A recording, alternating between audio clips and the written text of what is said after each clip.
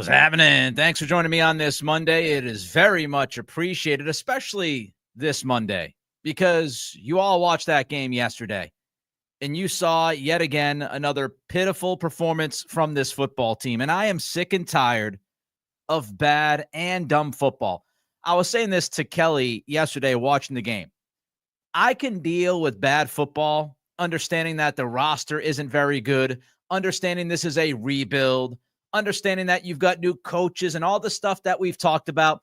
I can somewhat deal with bad football when it's just bad football, but bad and dumb football is the combination that drives me crazy. And I have watched bad and dumb football for what now? 3 years in running? And yesterday again, more bad and dumb football. You know, I thought coming off the bye week, maybe just maybe this team would have self-corrected some things. We've seen plenty of mistakes on both sides of the ball. We've seen mistakes, special teams. We've seen mistakes from the coaching staff. We've seen mistakes from Jerod Mayo. When you have the bye week, you go into the shop, so to speak, and you try to figure out how can we make these things that we are consistently getting wrong, how can we make those things, at least some of them, better?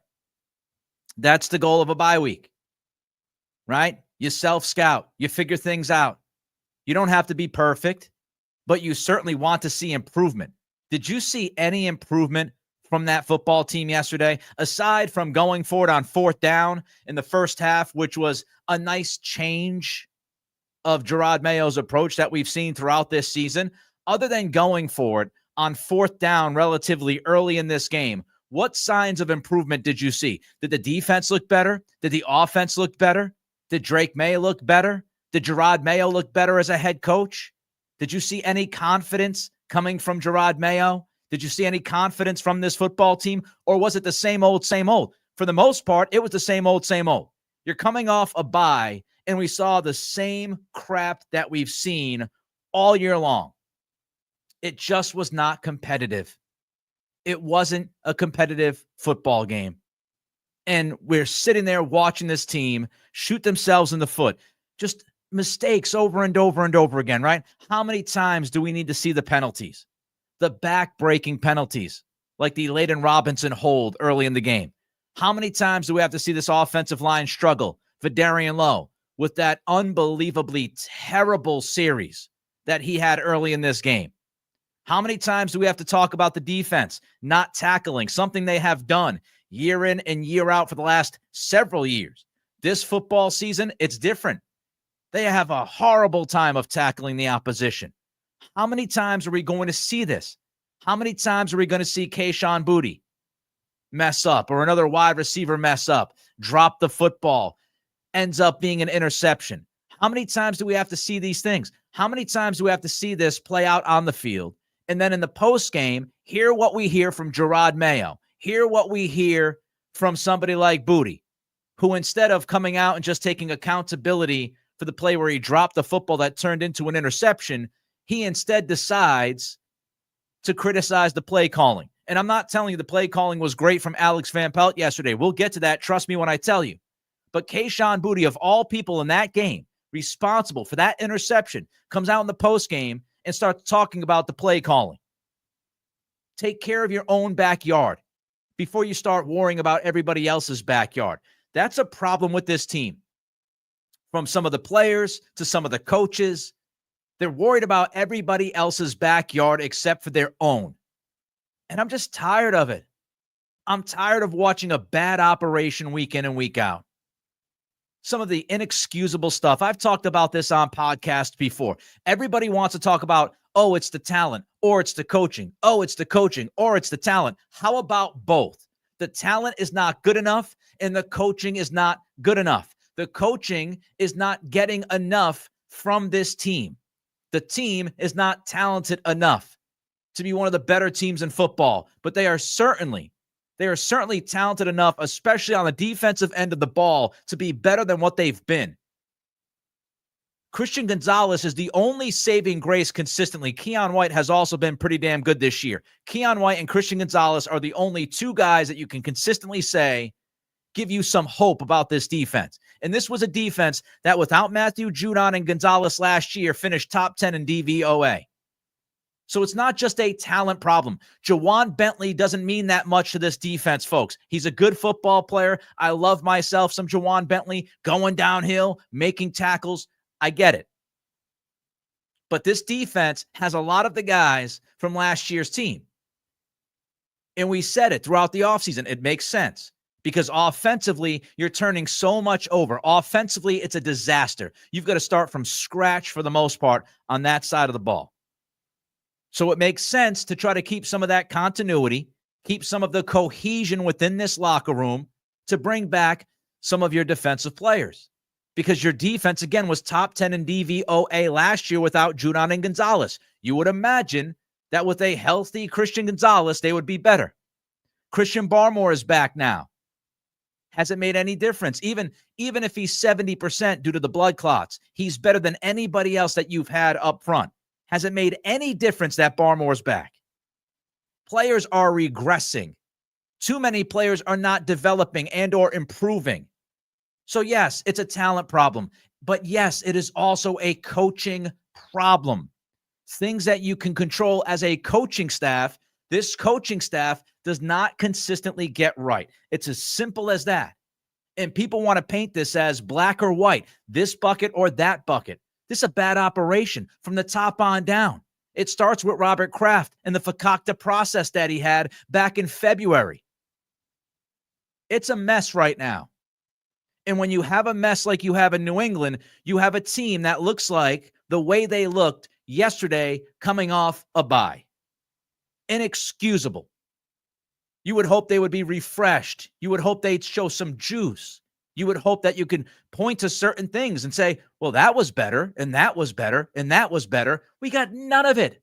Off a bye week, it was the same miserable football we've watched.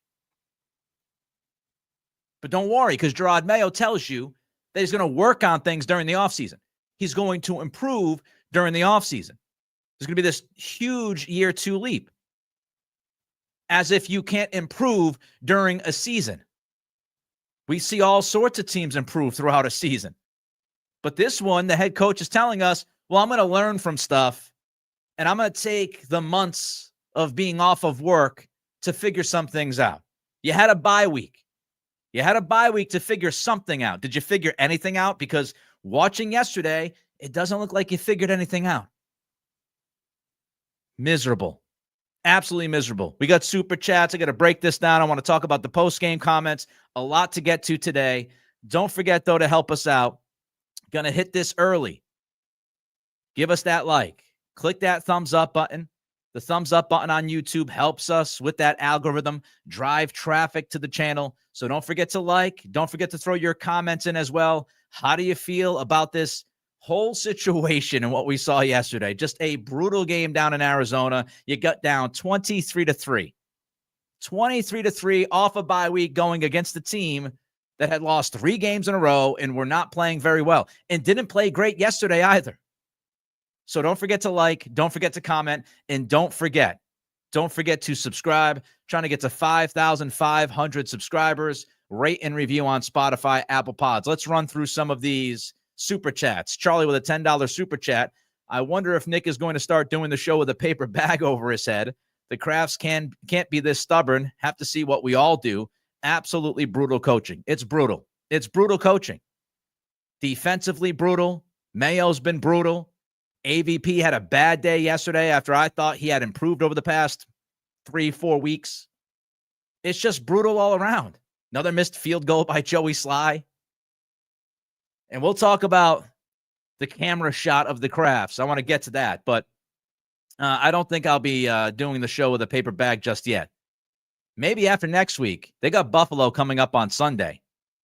Chris Chapman jumps in. $20 super chat. Thank you, Chris, for the 20. Let them have it, Nick. I'm going to try. I'm going to try my best, Chris. Thank you for the support. I appreciate you. Vitalix, $5 super chat. Thank you for the 5. But, Nick, if you take out those 3 plays, it's a much closer game. Oh, my God. He did it again. Jerod Mayo did it again yesterday. We're going to get to his comments in the postgame.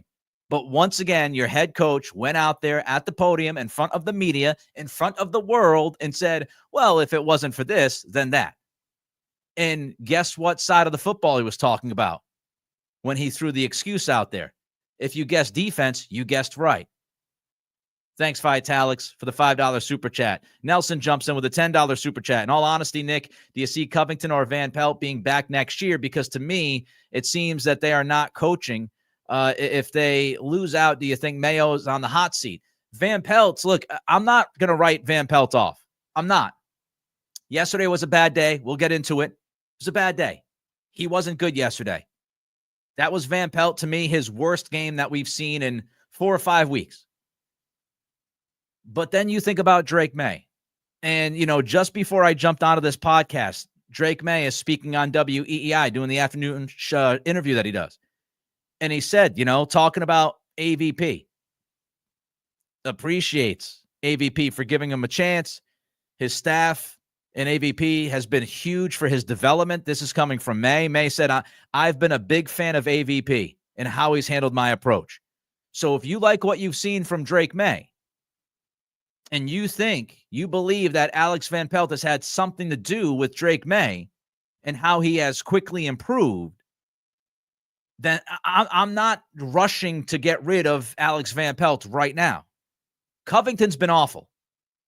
Honestly, I can't come up with one thing to say that would protect DeMarcus Covington and his job. I don't know why Covington would have any job security right now. As of December 16th, 2024, I would have nothing. If somebody came up to me and said, what would make you keep DeMarcus Covington? I would have nothing to say. I'd have nothing to protect his gig. Because what have we seen from Covington that would tell you? Look at the guys defensively. At least you can point to, Drake May's improvement. And you can look at Alex Van Pelt and say he's working with a Band-Aid offensive line, a rookie quarterback, receivers that can't consistently get open. And I think he has shown improvement. Covington has a ton of guys coming back from last year, guys that he has worked with. Van Pelt's working with everybody pretty much for the first time in that locker room. Covington has everybody coming back. He got Barmore back about a month ago. And what you see from the defense is regression. Straight up regression. Thank you, Nelson, for the $10 super chat. Much appreciated. Anonymous with a 20, jumping on the dumpster fire bandwagon. Need major change. So on Wednesday, I want to look through all of this, okay? On Wednesday, I want to take a look through all of the options, what the Patriots can do with this coaching staff, what the Crafts could and should do with this staff, some of the problems, because I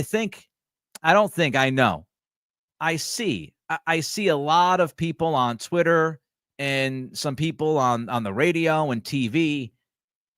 A lot of times they just say, oh, just do this.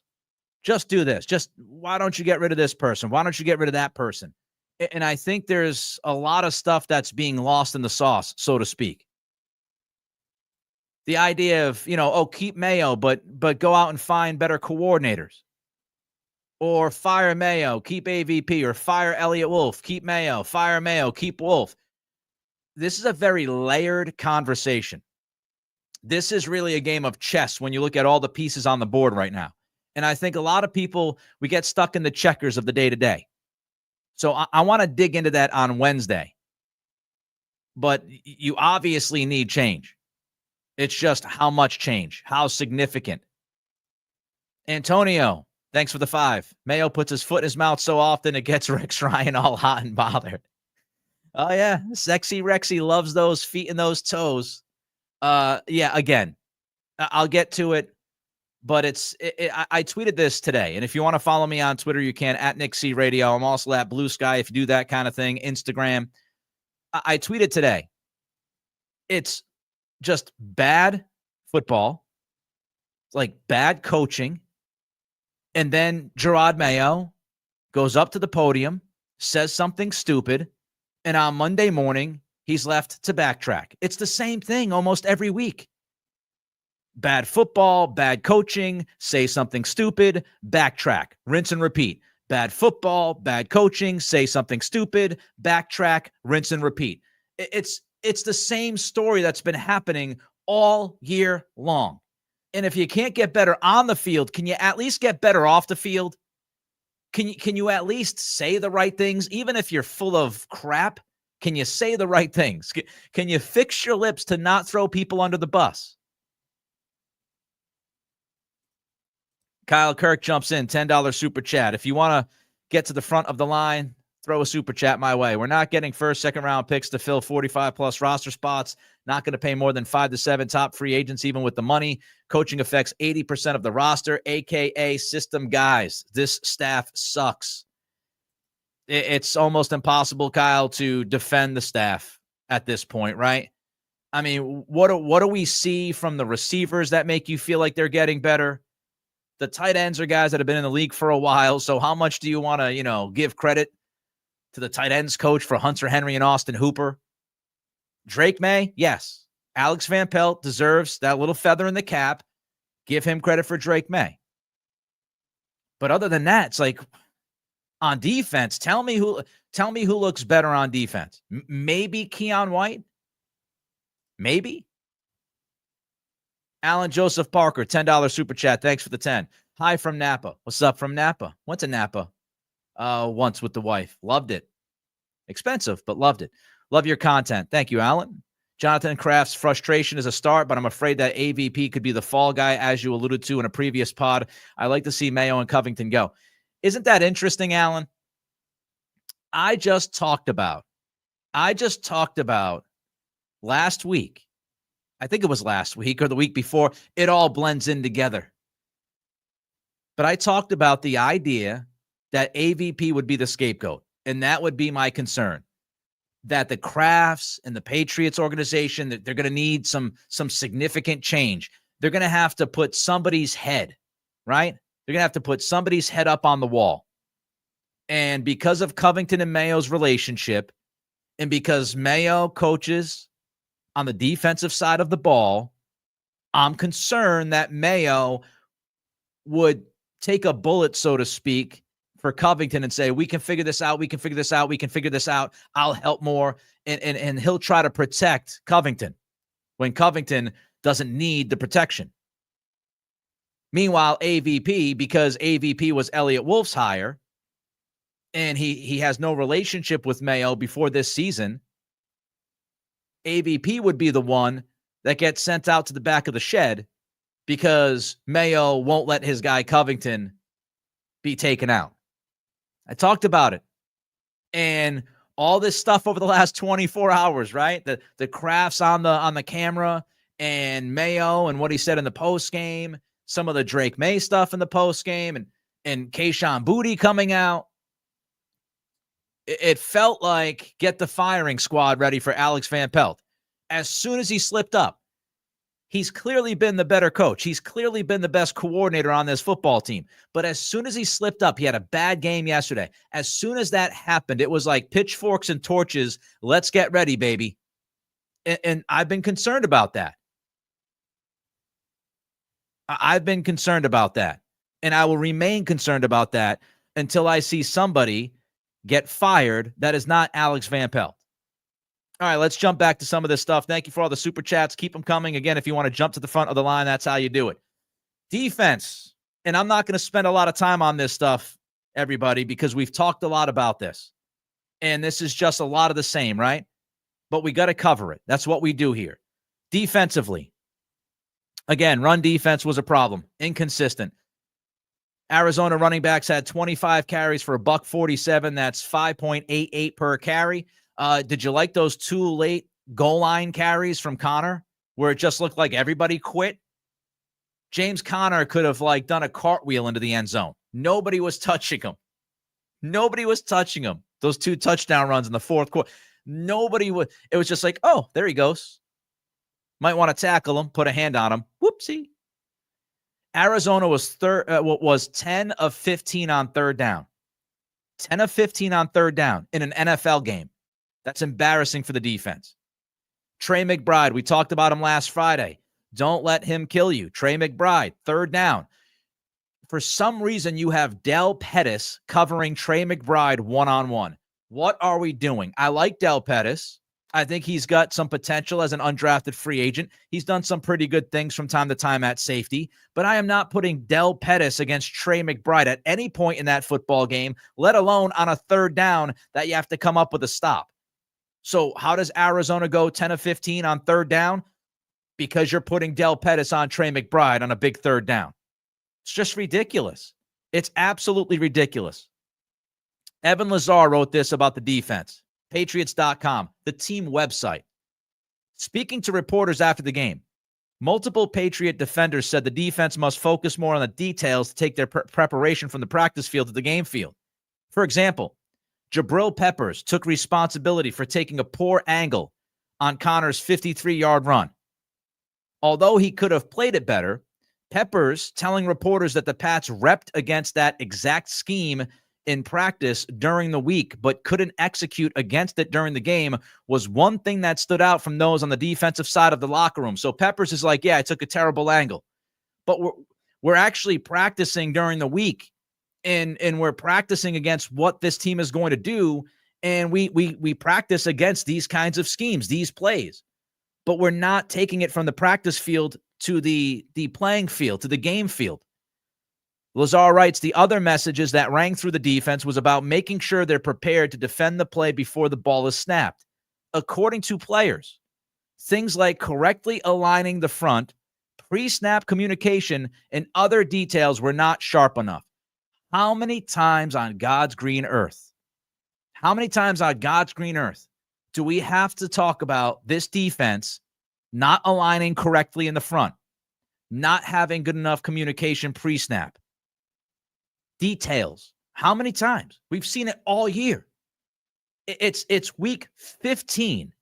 You're coming off the bye week, and you still are having issues, fundamental issues with this defense, like front alignment and communication.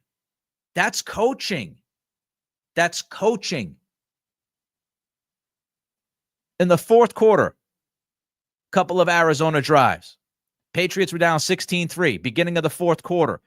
3rd and 4, converted. 3rd and 3, converted. 3rd and goal from the 1-yard line. Easy touchdown run. 9 plays, 55 yards, in 4 minutes and 52 seconds. Now you're down 20, 23-3. Pats down 23-10, so you come back, you score a touchdown. 8:14 left in the fourth quarter. You're down by 13. You still have a chance. More than 8 minutes left on the clock. Come up with a stop. What does this defense do? What it's done all year. They just allow the offense to march on down. 3rd and 4, converted. 3rd and 4, converted. 1st and goal, easy touchdown run from James Conner. 9 plays, 70 yards, in 4 minutes and 47 seconds. Arizona had that football. Those 2 drives, Arizona had the ball for almost 10 minutes. 18 plays, 125 yards, and 2 touchdowns in the fourth quarter. 18 plays, $125, and not 1 but 2 touchdowns. The Jaguars are the worst defense in the NFL when you look at yards per play. The Jaguars give up 6.1 yards per play. In the fourth quarter, during those 2 touchdown drives, Arizona averaged 6.9 yards per play. Literally, your defense in the fourth quarter against the Arizona Cardinals was comparable to the worst defense in all of football. When you look at that statistic, yards per play. Arizona was ripping off almost 7 yards a play in the fourth quarter. Just absolutely freaking brutal. I want to get to some super chats, but first, let's get to the offense. 3rd and 4th down on the red zone. All right. If you want to see somebody's head implode live on YouTube, it might happen right now. How many times have we talked about this? 3rd and short, 4th and short, red zone area, inside the 5. You have a quarterback that can run. You have a quarterback that has athleticism. We have talked about this roughly 723 times this season. And yet again, there you are. It's 3rd down and a yard at most, maybe even 3/4 of a yard, maybe even a half a yard on the 4th down. 3rd and 4th down. And what do? You do what you've done all year long. You hand the football to Ramondre Stevenson, run stuff on 3rd down. Now, maybe You're looking at it and saying to yourself, okay, well, we gave it a shot. We were running the football somewhat effectively. It's much different to run the football effectively in between the 20s, by the way. Much more difficult when you talk about short yardage and when you talk about the red zone. But maybe, just maybe, let's give Alex Van Pelt the benefit of the doubt. 3rd and 1, Ramondre's running well. We're going to try to get the first down by giving the football to Stevenson. Stevenson gets stuffed. Now, based off of what you've watched your football team do all year long, based off your offensive line play all year long, the fact that you have not been capable of coming up with productive plays consistently in short yardage situations, maybe, just maybe, this is the time with an athletic quarterback to run the quarterback. Nope. 4th and short, hand off to Stevenson, run stuff, turnover on downs. No QB sneak. For your QB who's what, 6'5", 230. No QB sneak. No run option, right? No read option, no zone option. None of that stuff with the quarterback that can run with the football. Back-to-back runs, dead. And I know my guy Taylor Kyle's a CLNS. He'll put up these videos and he'll say, well, the play was there, but the offensive line didn't do this. The offensive line didn't do that. That is exactly why you should be running Drake May in those kinds of situations, at least every once in a while, because you cannot rely on your offensive line to block it correctly. You can't rely on your running back, Ramondre Stevenson, to get you the yardage consistently. You just have not been able to do that all year long. You are supposed to learn from things. You learn from what you don't do well. You try to correct it to make it better. You have not been able to run the football in the red zone well all year long. You haven't been able to run the football well, 3rd and short, 4th and short. You keep giving it to the running back. He keeps running into a brick wall. We went through this with the Rams. You were at the 2-yard line. You couldn't get it into the end zone. And we've seen it a million other times this season. How in the world do you not give Drake May at least one chance out of the 3rd and 4th down situations there? How does he not get one shot at it? That's malpractice. Mal-freaking practice. The offense was 0 for 6 on 3rd down. Can't stop him on 3rd down. Can't move the chains on 3rd down. How about you run the football more on early downs early in the game? We talked about it on Friday, didn't we? Arizona's run defense is not very good. I mean, I have no idea what the game plan was yesterday. I mean, I know what the game plan was. I don't know why that was the game plan. We talked about this on Friday. This is not hindsight 2020. We preview every game. And on Friday, we talked about it, right? On Friday, I said, run the football on early downs, and you're going to have to rely on Drake May to be patient. Short and intermediate, but he's got to be patient. But there should be opportunity against this Cardinals defense. The Patriots came out with a bunch of short passing game, with a bunch of bubble screens. Like, Drake May's average depth of target was like 1.5 yards through the first quarter or two of this game. I don't get it. And the Crafts didn't get it either. The on-camera shot of the Crafts, right? It certainly looked like, from what I saw, and I put the video out there on Twitter, I thought it was pretty obvious they were talking about the play calling to me, and this is, lip reading, so take it for what it's worth, but it certainly looked like RKK asked Jonathan Kraft about the play calling, or, said, what the bleep is that play call? And Jonathan Kraft certainly looked like he called the play calling horrible. I hope he's doing the same, but more often when they're watching the defense. And Kraft is taking notes. What's he taking notes for? Is this part of the debriefings that Mayo talked about? What's the note taking? Just a disaster. We'll get to Jerod Mayo in a minute. Don't forget, like, comment, and subscribe. Those 3 things take very little of your time, don't cost you any money, but help us build and support this channel, which is vital to me. I hope many of you enjoy what we do here. Don't forget to like, comment, and subscribe to help us out. Greg Fields, $10 super chat. Nick, how about a quarterback sneak? How about it, Greg? I mean, I've said it, I don't know how many times. We talked about it last week. There was my voice just cracked. I'm getting all worked up. We talked about this last week, right? Or last week. Like Drake May, there was video of Drake May, and it certainly looked like they were working on some kind of read option kind of play. And I said, oh, maybe we see it this week. And you could not have had a better situation than the 3rd and 4th and short in the red zone yesterday to see something like that. And you didn't see it. Head scratching. Bad day for Alex Van Pelt. No doubt about it. Bad day. First class, $5 super chat. Thank you for the 5. Just make AVP the quarterback coach because developing Drake May is the only thing he's done well. Again, it's the inconsistency for me with Van Pelt. I do think he's done some good things.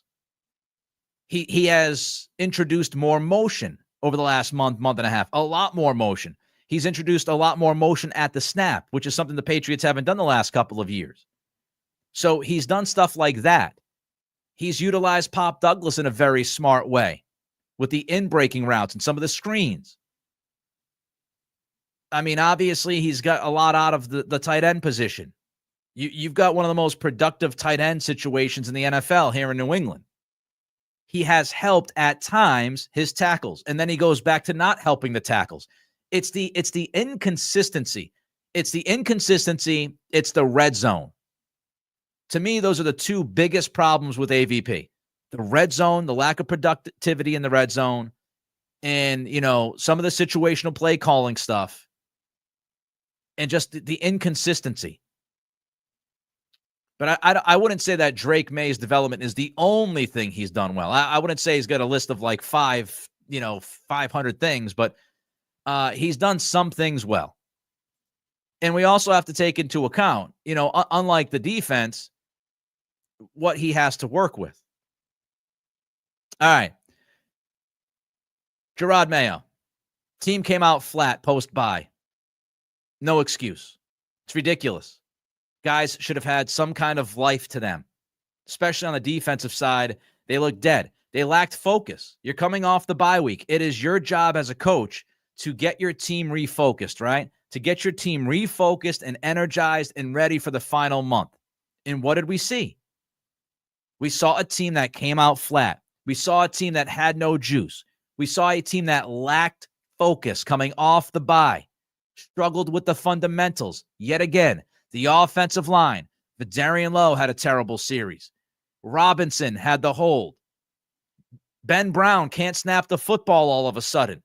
He must have listened to the podcast when I gave him some credit last week and said he's done a pretty good job. Well, he did until Sunday when all of a sudden he couldn't snap out of the shotgun. He kept hitting his ass cheeks.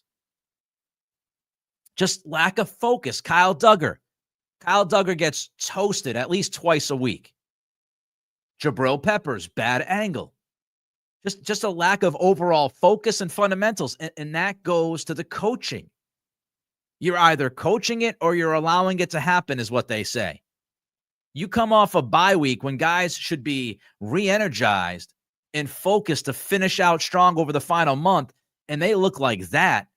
That's on the coaching staff. Yes, it's on the players too, but it's on the coaching staff to see a team that is just completely unfocused. The offensive line, Lowe missed a run block, gave up a sack. Robinson had a hold. That was a killer. Again, Ben Brown kept snapping it off his ass. Just brutal. I'll give you some silver linings before I get to the postgame mess. Drake May, his high ceiling. We saw it again. The fourth quarter, especially, right? The bucket throw to Kendrick Bourne, fantastic throw. The shovel TD to Pop Douglas where he breaks contain. He waits until the very last second to kind of pitch shovel it to Pop for the TD. So you see the flashes and you see Drake May's ceiling, and it drives you even more crazy that they haven't trusted the young man to do more. I'm telling you right now, they got to score points next week against Buffalo, and I don't think they're going to score points by just running the football 75 times. But Drake May, ceiling continues to show. I'm still excited about the guy. Christian Gonzalez, stud, all-pro talent. Shut down Marvin Harrison Jr. He was beat early on a mesh route. After that, he shut him down. Kyler Murray kept throwing the football deep to Marvin Harrison. I I know you trust your guy and you want to work with your guy, but after Christian Gonzalez keeps shutting down Marvin Harrison, if I'm Kyler Murray, I might try somebody else. But Gonzalez absolutely shut down Marvin Harrison Jr. Evan Lazar had the stats. Gonzo shadowed Harrison 21 times. He was on 21 routes shadowing MHJ. Gonzo allowed 1 catch for 23 yards on 5 targets, had 3 pass breakups, including 2 pass breakups in the end zone to prevent touchdowns, and multiple perfectly covered man coverage reps. Stud. Christian Gonzalez is a stud. The running backs I thought had a good day, especially Antonio Gibson. I keep saying it, feed that dude more. I don't know why they don't feed him more. I don't know why he's not out there for more snaps. He's like an explosive play waiting to happen. And it's not like the Patriots have a ton of players who can produce explosive plays on offense. They have one Antonio Gibson, and they don't use him nearly enough. I don't get it. I don't understand it. Congratulations for Mayo again for going for it on a 4th down in the first half near midfield. That was nice to see, and it led to a field goal from the now inconsistent Joey Sly. All right, let's get to this post-game mess. Every week I'm left with one question. What's worse, what I just witnessed on the field or what Jerod Mayo said in the postgame? Every week after a loss, it feels like Mayo says at least one thing, if not multiple things. One thing, if not multiple things, that he immediately regrets. It happens after every loss. And I'm left with that question. What's worse, the press conference or the game? This is from Mark Daniels yesterday, who was at the post-game presser. Mayo was asked about not running May on 3rd and 1 and 4th and 1. The reporter said, "We've all seen that May can run." Mayo's response was, "You said it, I didn't." That's all-time bad. That is all-time bad. You said it, I didn't. All-time bad from Jerod Mayo. He once again throws Van Pelt under the bus. He does it all the time. He does it all the time. He can't help himself but throw his offensive coordinator under the freaking bus. Pointing fingers. And I know that Mayo, and I posted this out of fairness, Mayo, in a follow-up question, tried to make things better. But what's said is said, what's done is done. And what you say first is what you mean. That is the natural gut reaction from the head coach when he's asked about 3rd and 1, 4th and 1. You said it, I didn't. His natural gut reaction is not to protect his fellow coaches. It's not to find a way to protect the play calling. It's not to take accountability as the head coach. The first instinct of Mayo when he's asked that yesterday is to take Alex Van Pelt and promptly throw his tuchus under the bus. And as a head coach, you are supposed to take accountability. Has anybody told Jerod Mayo that he can tell Alex Van Pelt in a team meeting, hey, when we have short yardage situations, let's run Drake May. Let's try a QB sneak. We have a quarterback who's 6'4", 6'5", 230 pounds. Maybe we can try, to have him get the first down once this season. Burt Breer said it last night on Sports Sunday, and he's 100% accurate. These conversations happen throughout the year. You just got off the bye. During the bye week, this didn't come up. During the bye week, you don't look at your short yardage situations and say, we need to work on these things. We need to run Drake May more. That conversation doesn't happen at all during a bye week when you're self-scouting. You're looking at what your team does well and doesn't do well, and the head coach doesn't tell the offensive coordinator, let's try Drake May. And if he doesn't tell him in the meeting, why is Jerod Mayo standing there watching everything play out? Why is he standing there watching it all play out and not jump on the headset, which he's wearing, put the microphone next to his lips and say, hey, Alex, let's try to run Drake here. Let's go QB sneak. He's the head coach. He's the head coach. He's responsible for that. If your offensive coordinator's not doing it, pipe in as the head coach and say, let's do something different here, Alex.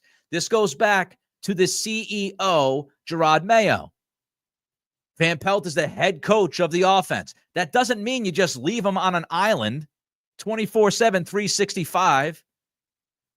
During a football game, you just let him call whatever he wants to call and you don't ever say anything. Is that what we're supposed to believe? You're just standing there watching it like we are? It's your responsibility. Even if Alex Van Pelt is the head coach of the offense for 99% of the time, critical situations, the head coach is supposed to pipe up. And if you didn't, that's on you. And if you did, and Van Pelt ignored those directions, that's on you.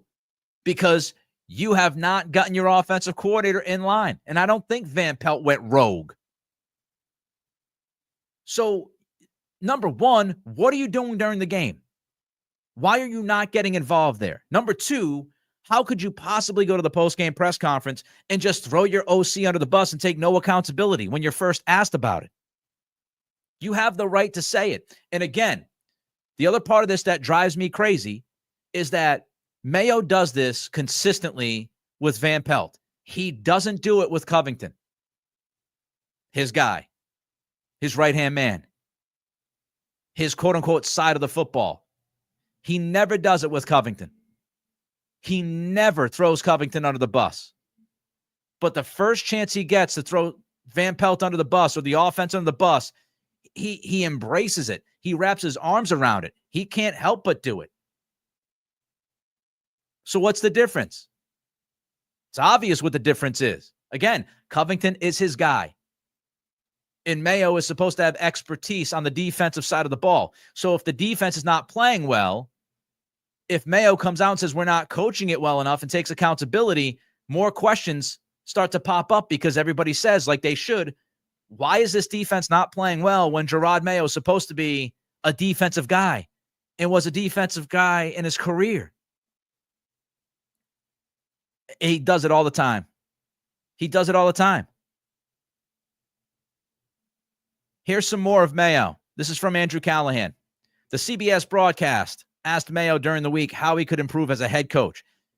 Tom McCarthy, the play-by-play guy, paraphrased Mayo's answer. Here's what he said, quote, "I'll take a lot of time to reflect when the season comes to a close. I had all these different ideas before the season began, but then everything got so fast. Now things are slowing down for me. Now things are slowing down for me." Why? Why are they slowing down just now? Took 14 weeks to slow some things down? And why is it always, I'm gonna walk on in and figure it out in the offseason? Why is it always I'll take a lot of time to reflect when the season comes to a close? You need to be reflecting during the season. And you just came off the bye. So you can't improve during a season, Jerod? Is that what you're telling us? It's the same thing what he said about the culture, right? When he first took the job, it was culture, culture, culture, culture. Now, during a terrible season, he comes out and he says, you know what? I always knew that it would be really tough to reset the culture in year one. It's a complete flip-flop of what he was saying before the season. His number one selling point this year was culture. And then they're losing all over the place and they look bad. He comes out and says, I didn't think we'd be able to reset the culture in a year. You didn't? You didn't? And if you don't believe me about always kind of protecting Covington and jumping on AVP like he did yesterday, Mayo also said this, referring to James Conner's 53-yard run. Quote, "Once again, you let up a big run play, and that really hurts us and really skews the rest of the stats." So again, he does one of the things he loves to do. If it wasn't for this, then that. Well, guess what, Jerod? That happened, my guy. I used the Bill Buckner example a few weeks ago. Well, if Bill Buckner fielded that ground ball, 86 would have gone different. But Buckner did not field the ground ball. Like, what's the point of saying that? You're trying to excuse your defense. You're trying to excuse the fact that your defense did not play well enough. Again, this is a defense that gave up almost 7 yards of play during those 2 fourth-down touchdown drives from Arizona. And you're just going to point to, the 53-yard run. If you took out the 53-yard run, that really skews the stats. You know what doesn't skew the stats, Jerod? That your defense gave up 2 touchdown drives in the fourth quarter. You know what doesn't skew the stats? That your defense was 10 of 15 on third down. Arizona did whatever it wanted to do on third down. But he always tries to find a way to defend the defense. Always.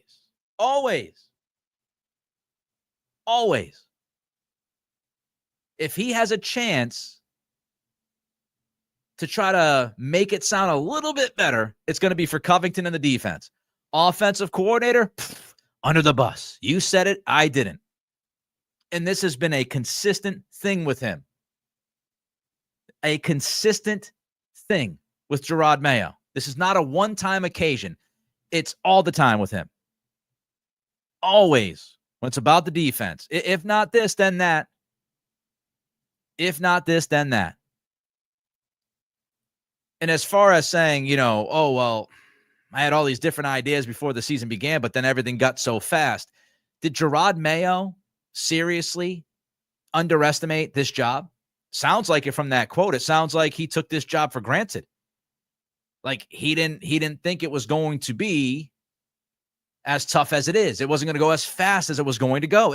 When somebody says it was all so fast, it sounds like he was completely unprepared of how difficult and fast things move on a week-to-week basis.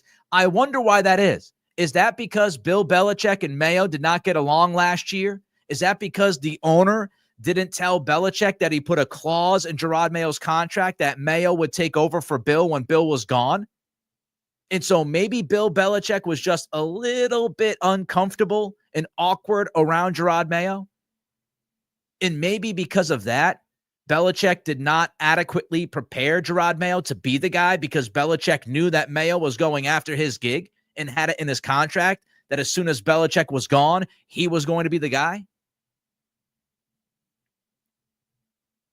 Woof. I will say, at least he admits that things were going too fast for him because he's showing a little bit of humility. I don't know if he'll have any ability to learn from it. As far as things slowing down now, is there any evidence of that? Jerod told the broadcast team that things were really fast to begin with, but now he feels like things have slowed down. Do we have any evidence watching this team during a game to say that the head coach looks like somebody where things have slowed down for him? Does he look like he has a better grasp of what's happening in real time now than he did a month ago, 2 months ago? I don't see it. I do not see it.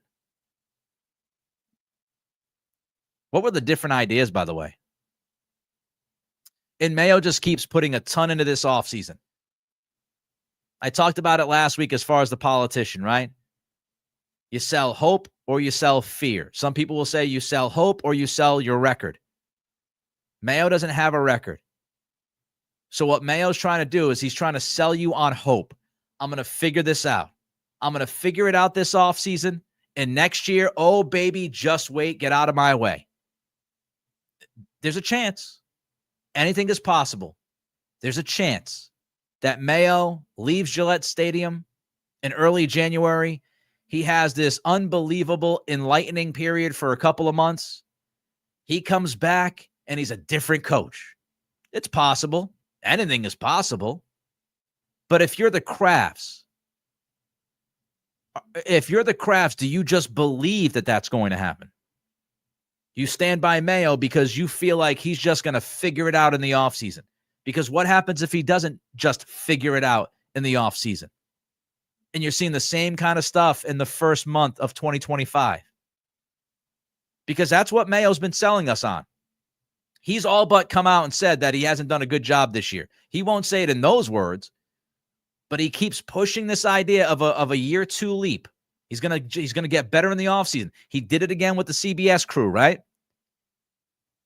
I'll take a lot of time to reflect when the season comes to a close. Again, there's going to be this reflection time for Mayo where he's just going to figure all this stuff out. That's what he's selling. If you're the Crafts and you sit down with Jerod Mayo right now, that's what he's going to sell you. He's going to sell you, look, things were fast at the beginning of the season. I didn't quite understand. I didn't quite appreciate the job that this was. But I'm going to get better. And I'm going to go into the offseason, and I'm going to do everything I can to get better. If you're the Crafts, you either have to buy that, or you look at them and say, we're just not going to believe it. You're selling us hope, but we're not going to give into that hope. We're going to go in a different direction. Because that's what it seems like Mayo's selling point is. Because he has said it roughly 1 billion times the last month and a half. The year 2 leap. As if you can't try to improve during a season.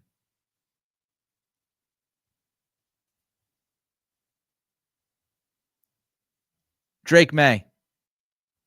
Before we go, Drake May seemed a little bit more frustrated in the postgame yesterday than he had been. Sophie Weller posted this. Just need to stop having the same repeat errors. Talking about the offense. Alex Barth. May on the offense not being able to get back on track today. Frustrating. The same problem showing up. That's probably the most frustrating part. Yes, it is. The repeat mistakes. We've heard Jerod Mayo say this before he was hired, before he was the guy, before he coached a game. He said, I'm not a repeat offender. Well, that's wrong. That was a lie. He is a big-time repeat offender. As a coach in-game, and again with the post-game stuff, he has repeatedly made mistakes, and he has repeatedly made the same mistakes. And it's gone down to the football team. The football team has repeatedly made the same mistakes. And now your 22-year-old rookie QB has to say this in the postgame to try to get the message to the rest of his teammates. Yes, it's frustrating because we keep committing the same errors. We keep screwing up the same stuff. May was asked about potentially sneaking it down at the goal line. This is from Phil Perry. May said that's a good point. I was a good quarterback sneaker in college. I'm a big dude. So now you got Drake May himself saying, yeah, I should be running the football. I should be sneaking the football when it's like 3rd and a half a yard. We should be doing this. I have no problem with doing that. It's a mess, folks. It's an absolute freaking mess. I said last year during a very down time of that season, and there were plenty of them, put a tent around a circus, right? Put a tent around this circus. It's Barnum and Bailey's. After yesterday, we are at the same damn point with this team a year later. Put the tent around the circus. It is officially Barnum and Bailey's. On the field product, post-game stuff, backtracking on Monday. Absolute mess. Absolute mess. Your 22-year-old quarterback knows how to handle the media and the post-game press conference better than your head coach does. And your head coach won an Emmy as a television host. Let that ruminate for a little bit. Soak that in. On Wednesday, we're going to go over what the options are. We're going to go over what the options are. Do you just fire Mayo? Do you fire a coordinator? Do you fire Elliott Wolf? Do you fire all of them? Do you fire some of them? And we're going to look at it deeply. We're going to break it down. I'm going to tell you some of the things that some people might not be thinking of when they say, oh, just fire this guy, just fire that guy. Because a lot goes into this. A lot more goes into it than what went into the process back in February when the Patriots did what they did, or back in January, late January, when they did what they did, when they just handed the job to Jerod Mayo without interviewing him for the job. We got a lot to get to, folks. We got a lot to get to. Last 3 weeks of this season, we got a lot to get to into this offseason. A lot of things to address. We'll address it right here, Monday, Wednesday, Friday, 3 p.m. live on YouTube. Don't forget to like. Don't forget to subscribe. Don't forget to throw a comment in as well. And thanks to everybody who sent a super chat today. Back on Wednesday at 3. Until then, this has been the Nick Cattle Show.